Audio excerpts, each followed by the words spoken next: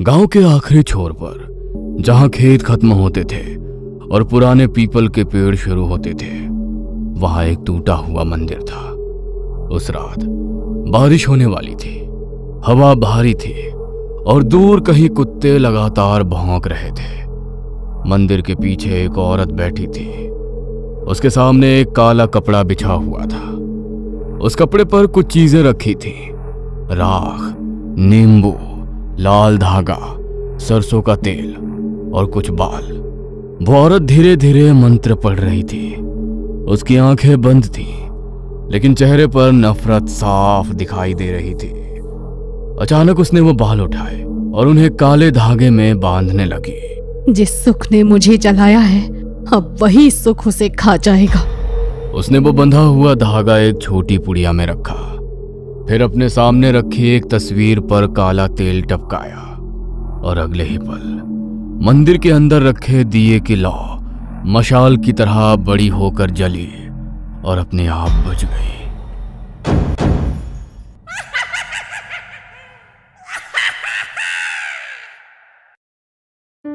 धर्मपाल का परिवार गांव में सम्मानित माना जाता था। 2 बेटे थे, अजय और विजय। अजय बचपन से तेज था। वो पढ़ाई करके शहर चला गया और धीरे धीरे उसने अपना व्यापार खड़ा कर लिया। कुछ ही सालों में उसके पास बड़ा घर, गाड़ी, नौकर और पैसा सब कुछ आ गया। लेकिन अजय कभी अपने परिवार को नहीं भूला।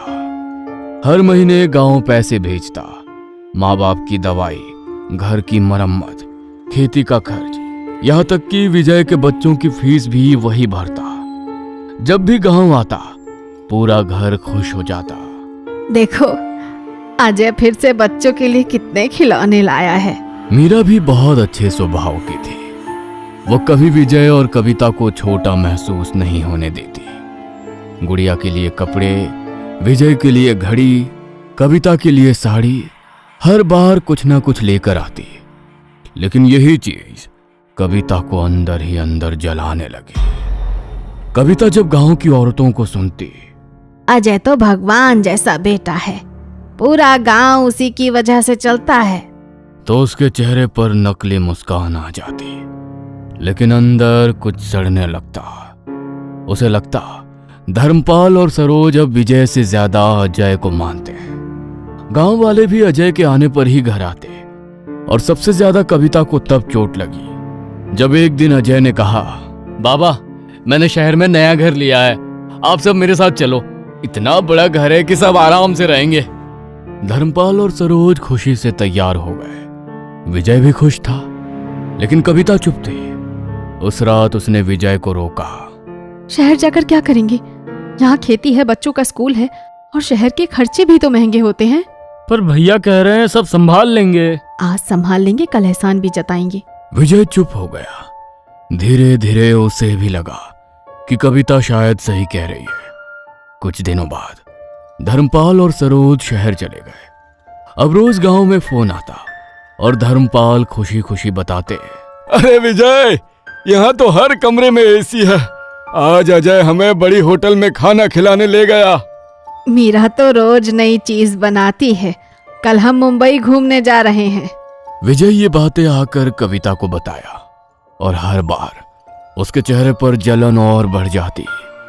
अब उसे मीरा की अच्छाई भी दिखावा लगने लगी थी।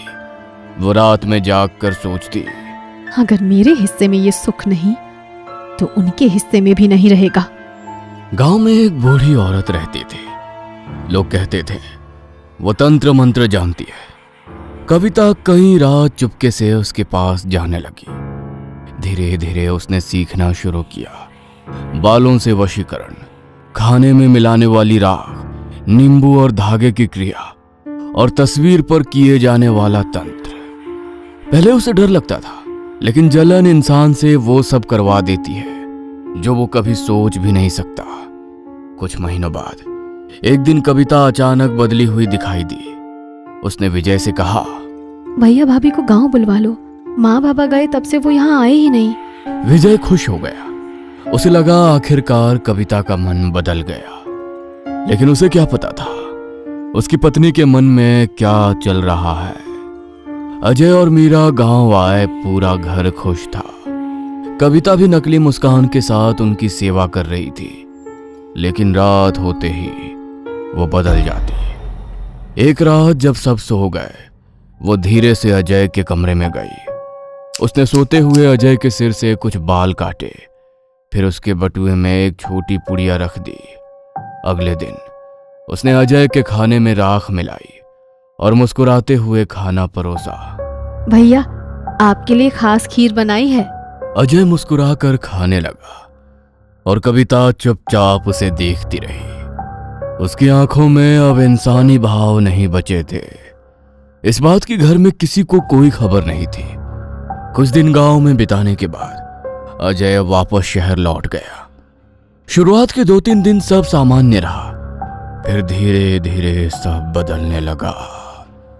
पहले छोटे छोटे झगड़े शुरू हुए, कभी मीरा से बहस तो कभी माता पिता से अनबन। अजय खुद समझ नहीं पा रहा था कि उसे इतनी जल्दी गुस्सा क्यों आने लगा है। एक रात मीरा ने उससे कहा, आप बहुत तनाव में रहने लगे हो, थोड़ा आराम कर लो।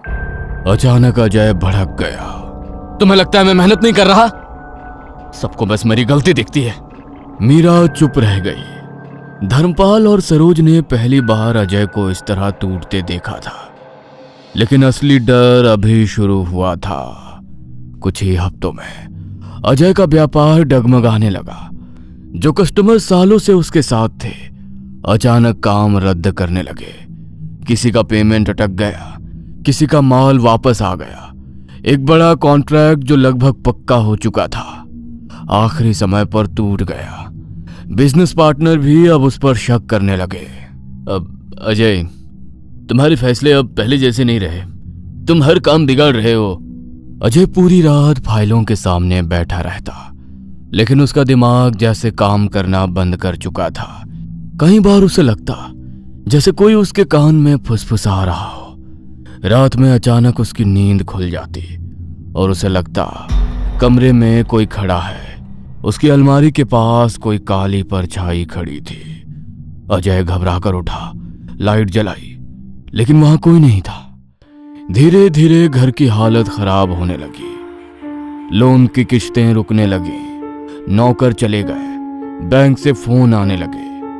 एक दिन मीरा ने डरते हुए पूछा, अगर अगले महीने भी पेमेंट नहीं हुआ तो क्या हमें घर छोड़ना पड़ेगा? अजय ने कोई जवाब नहीं दिया, क्योंकि उसे खुद भी यही डर सताने लगा था। धर्मपाल और सरोज रोज गांव फोन करके विजय को सारी बातें बताने लगे। पता नहीं क्या हो गया है अजय को, काम कम होता जा रहा है, घर में हर वक्त तनाव रहता है। अगर ऐसे ही चलता रहा तो शायद घर भी बेचना पड़े। विजय ये सब सुनकर परेशान हो जाता, लेकिन जब उसने ये बातें कविता को बताई तो उसके चेहरे पर एक अजीब सी शांति आ गई। उसने मन ही मन सोचा, तो आखिर असर शुरू हो गया। उस रात कविता ने विजय से कहा, मुझे लगता है भैया पर कोई बुरी नजर है, उन्हें गांव बुलाओ, यहाँ तांत्रिक इलाज करवाना पड़ेगा। तुम्हें सच में ऐसा लगता है? भगवान नाराज हुए होंगे, इतनी जल्दी कोई इंसान ऐसे नहीं टूटता। विजय को उसकी बात सही लगी। उसने अजय को फोन किया, भैया कुछ दिन गांव आ जाओ, यहाँ मन भी शांत हो जाएगा। टूटा हुआ अजय तुरंत मान गया। इस बार कविता पूरी तैयारी में थी। रात को जब सब सो जाते, वो चुपके से मंदिर के पीछे जाती, काला कपड़ा बिछाती, अजय की तस्वीर रखती और उसके ऊपर सरसों का तेल टपकाती। फिर उसके पुराने बाल और बटुए से निकाला गया कागज एक काले धागे में बांधती और धीरे धीरे मंत्र पढ़ती। इसका भाग्य ऊंचा है, वो नीचे गिरे। इसका घर रोशन है, उसका दीप बुझ जाए। हर रात के बाद अजय और कमजोर होने लगा। गांव से शहर लौटते ही वो बुरी तरह बीमार पड़ गया। उसे तेज बुखार रहने लगा। डॉक्टरों को कुछ समझ नहीं आ रहा था। रिपोर्ट नॉर्मल थी, लेकिन अजय की हालत बिगड़ती जा रही थी। वो रात में अचानक उठकर बैठ जाता और खाली दीवार को घूरने लगता। एक रात मीरा ने उसे नींद में बोलते हुए सुना, मुझे मत बुलाओ, मैंने क्या बिगाड़ा है तुम्हारा? मुझे मत बुलाओ, मैंने क्या बिगाड़ा है तुम्हारा? मीरा डर गई। अब सरोज को कुछ अजीब लगने लगा था। उन्होंने गौर किया, अजय की हालत हर बार गांव से लौटने के बाद ही बिगड़ती है। पहले व्यापार, अब तबीयत। एक दिन उन्होंने विजय को फोन किया। सच सच बता, गांव में तुम लोग क्या कर रहे हो? क्या मतलब माँ? पिछली बार गांव आया तो उसका काम बिगड़ा, इस बार आया तो उसकी तबीयत खराब हो गई। विजय खुद डर गया। उसे समझ नहीं आ रहा था आखिर क्या हो रहा है। उसने सारी बातें आकर कविता को बताई। कविता का चेहरा एक पल के लिए उतर गया।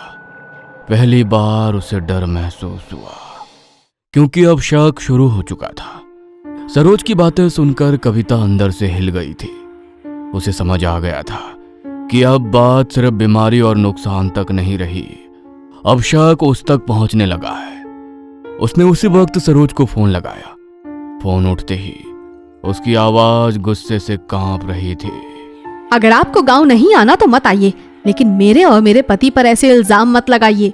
मैंने किसी का नाम नहीं लिया कविता, पर इशारा तो हमारी तरफ ही था ना। हम क्या अपने ही परिवार को बर्बाद करेंगे? सरोज कुछ पल चुप रही। उसके दिमाग में पुरानी बातें घूमने लगी। कविता की माँ हंसिका, गांव में लोग उसके बारे में क्या क्या बातें करते थे। कहते थे उसे तंत्र मंत्र आता था। उसने अपने ससुराल के लोगों को धीरे धीरे अपने वश में कर लिया था। फिर एक एक करके उनकी जमीन, दुकान और संपत्ति सब उसके नाम हो गई। लेकिन हंसिका की सबसे खतरनाक बात यह थी कि बाहर के लोगों के सामने वो बहुत अच्छी और सीधी औरत बनकर रहती थी। सरोज भी उसकी मीठी बातों में आ गई थी और बिना ज्यादा सोचे उसकी बेटी कविता की शादी विजय से करवा दी थी। अब उसे अपनी वही गलती याद आ रही थी। उस रात सरोज ने फैसला कर लिया, वो अजय को फिर गांव लेकर जाएगी, लेकिन इस बार सीधे मंदिर। उसने धर्मपाल को सारी बात बताई। मुझे कुछ ठीक नहीं लग रहा। तुम घर पर रहो, मीरा और आर्यन का ध्यान रखना। मैं अजय को लेकर गांव जा रही हूँ। धर्मपाल भी अब डर चुका था। उसने बिना सवाल किए सरोज की बात मान ली। सबसे बड़ी बात, सरोज ने विजय और कविता को कुछ नहीं बताया। अगले ही दिन वो अजय को लेकर गांव निकल गई। गांव से थोड़ी दूर पुराने जंगल के बीच एक प्राचीन मंदिर था। वहां रहते थे स्वामी महाराज। लोग कहते थे उन्होंने कई ऐसे लोगों को ठीक किया था जिन पर कुछ किया गया हो। सरोज सीधे अजय को लेकर वहीं पहुंची। मंदिर के अंदर घंटियों की धीमी आवाज गूंज रही थी। अगरबत्ती की खुशबू हवा में फैली थी। स्वामी महाराज आंखें बंद किए बैठे थे।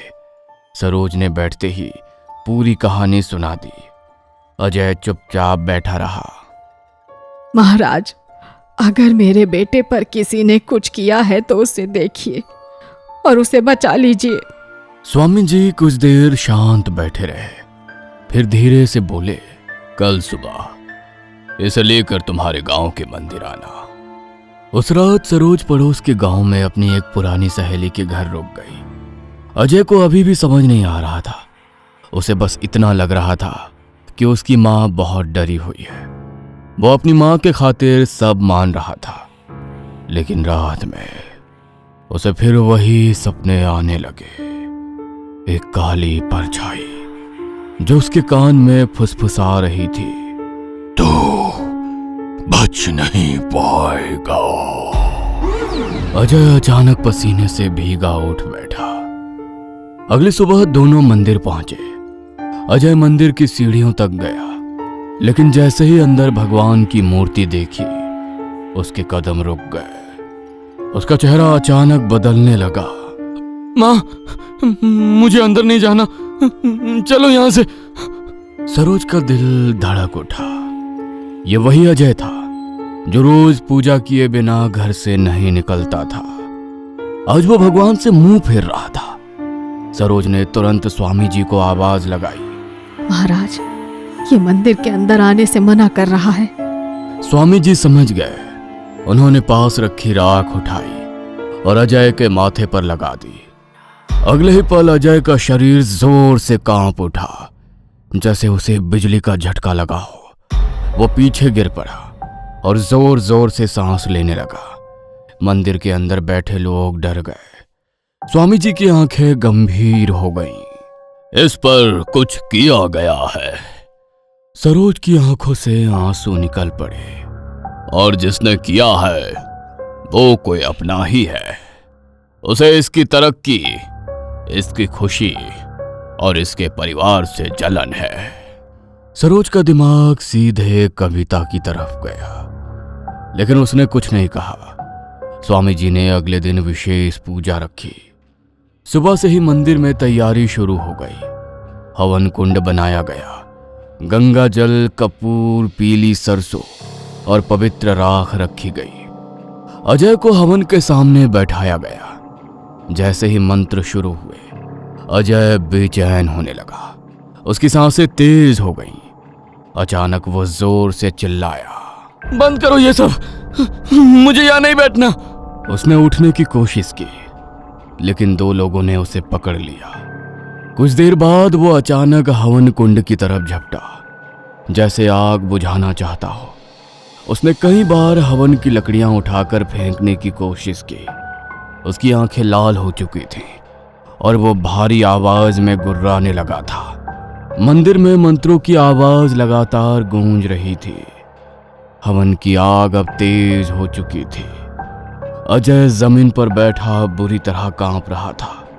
कभी वो चीखता, कभी हंसने लगता और कभी अचानक रोने लगता। मंदिर में बैठे लोग डर चुके थे। स्वामी महाराज लगातार मंत्र पढ़ रहे थे। उनकी आवाज भारी होती जा रही थी। फिर उन्होंने हवन से राख उठाई और सीधे अजय के सिर पर डाल दी। अगले ही पल अजय जोर से चीखा। ऐसा लगा जैसे उसके अंदर से कोई चीज बाहर निकल रही हो। उसका शरीर एकदम अकड़ गया। आंखें पलट गई और अगले ही पल वह जमीन पर गिर पड़ा। पूरा मंदिर कुछ सेकंड के लिए शांत हो गया। फिर अजय धीरे धीरे सामान्य सांस लेने लगा। उसकी आंखों से पानी बहने लगा था और आंखें सामान्य होने लगी थीं। वो कमजोर आवाज में बोला, मां। सरोज रोते हुए उसके पास बैठ गई। स्वामी महाराज ने गहरी सांस ली। बंधन टूट चुका है, अब ये सुरक्षित है।